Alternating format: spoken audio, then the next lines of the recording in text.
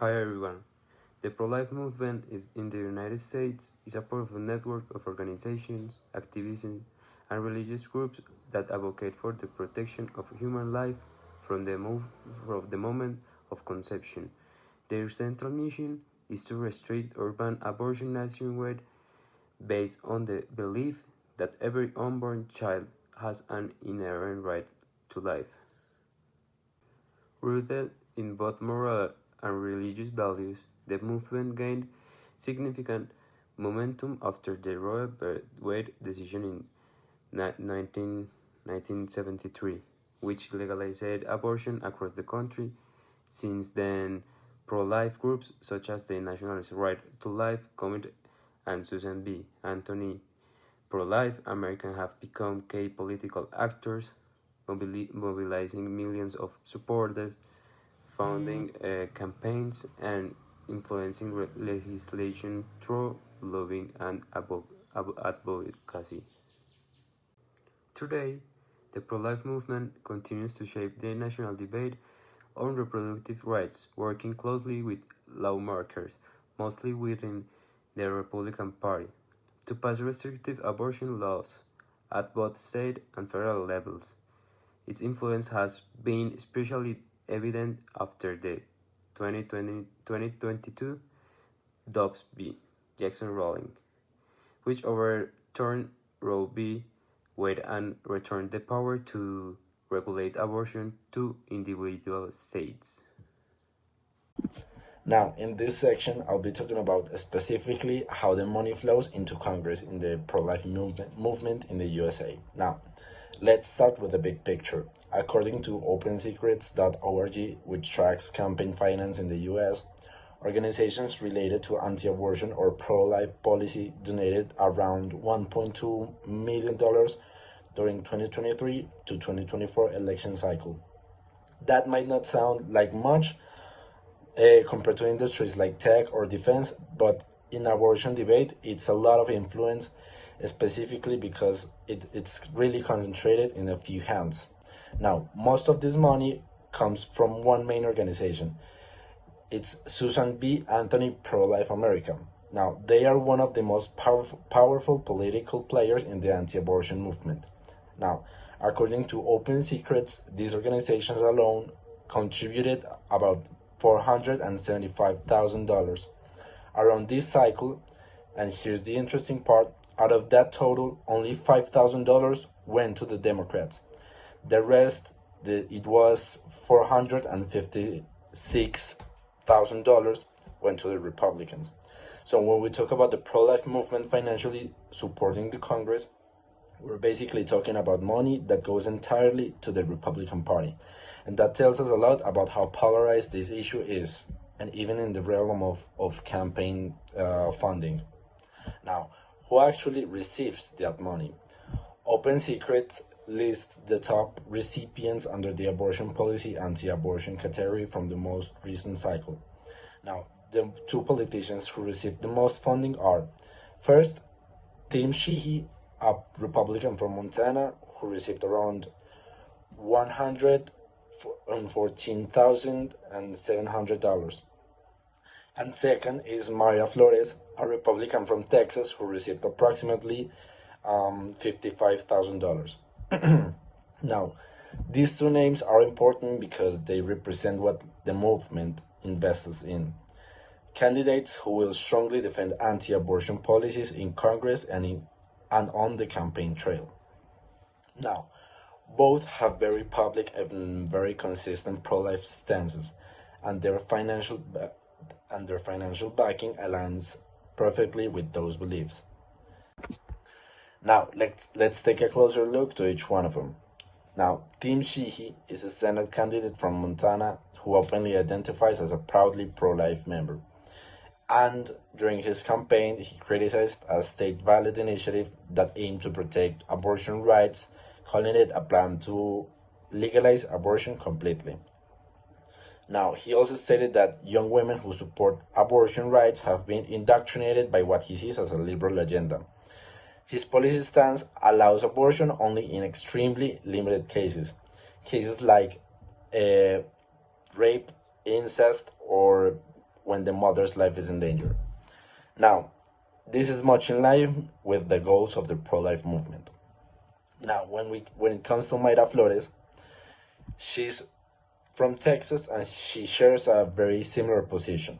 Now, she has been endorsed by Texas Right to Life, which is one of the biggest pro-life movements in her state. Now, she supports near total bans to abortion, also with a very few exemptions. After the Supreme Court overturned Roe v. Wade in 2022, she said, and I quote, "We have to start valuing life." That message became the central theme in her campaign and a public image. If you look at her voting record and statements, it's clear that she's completely aligned with the organizations that fund her.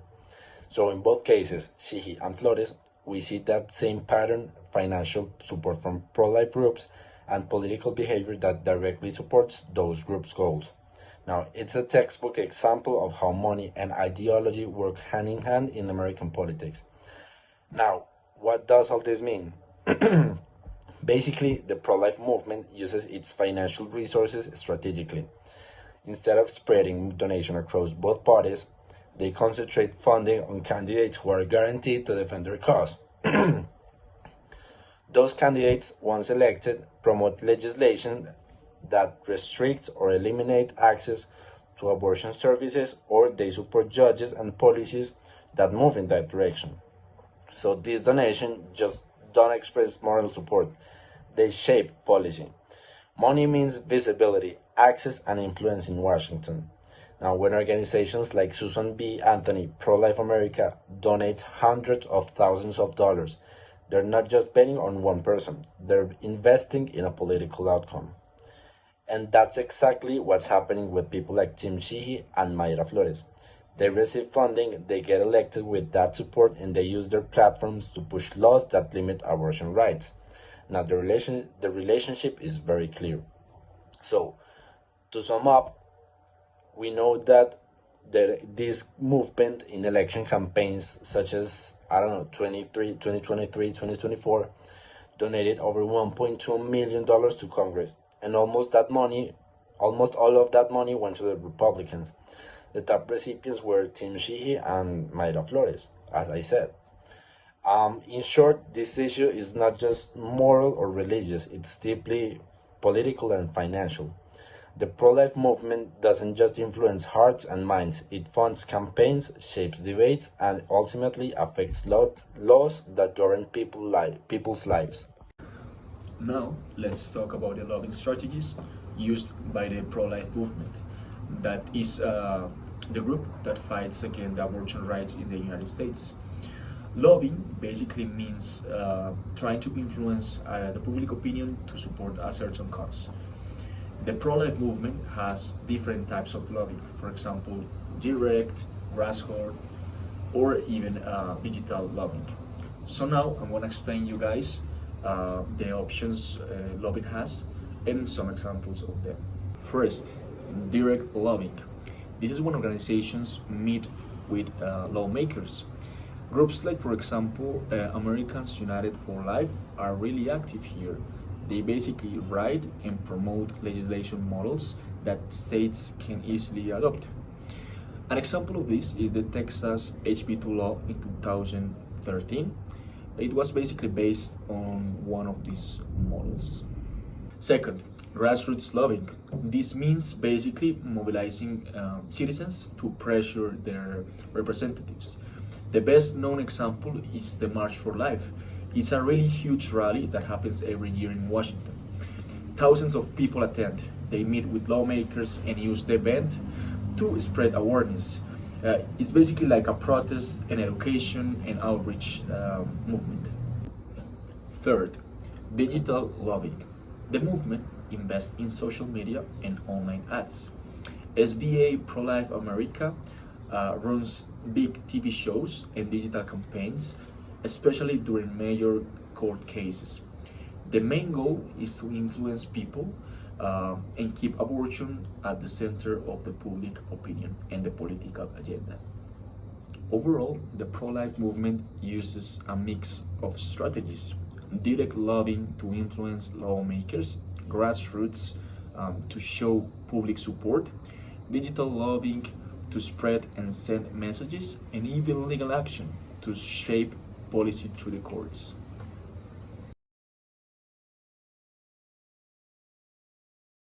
After the Supreme Court's 2022 ruling in Dobbs v. Jackson Women's Health Organization, the conversation around abortion shifted completely.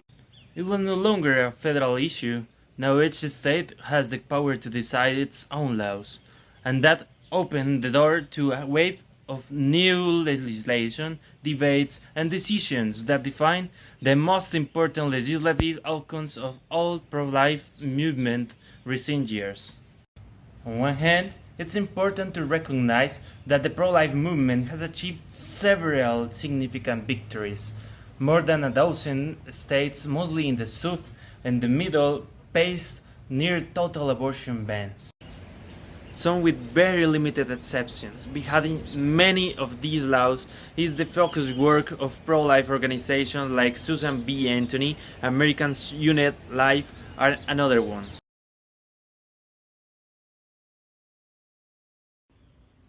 These groups draft model legislation, advise lawmakers, invest in political campaigns, and mobilize faith-based communities to secure support. In other words, this strategy blends political lobbying, public communication, and local grassroots activism. But at the same time, the movement had also faced major state backs. In several states, voters have been rejected this project to ban the abortion. States like Kansas, Ohio, Michigan, and more recently Arizona and Florida make this very clear. Even though the pro-life movement holds influence in many state legislation, public opinion has pushed back when the issue reaches the ballot box. State courts have also played a key role blocking some of these laws temporarily or demanding clearer medical guidelines, especially in emergency situations. As a result of the legal landscape has become increasingly uneven, with rules changing from one state to another. The legislative outcomes reveal a divided country in USA that doesn't have like a very real opinion about it, and it's very divided between his states. In conclusion, the pro-life movement in the United States has demonstrated strong political and economic influence through donations, campaigns, and lobbying efforts. It has effectively shaped congressional decisions and advanced legislation restricting abortion across several states. However, this influence raises important ethical questions.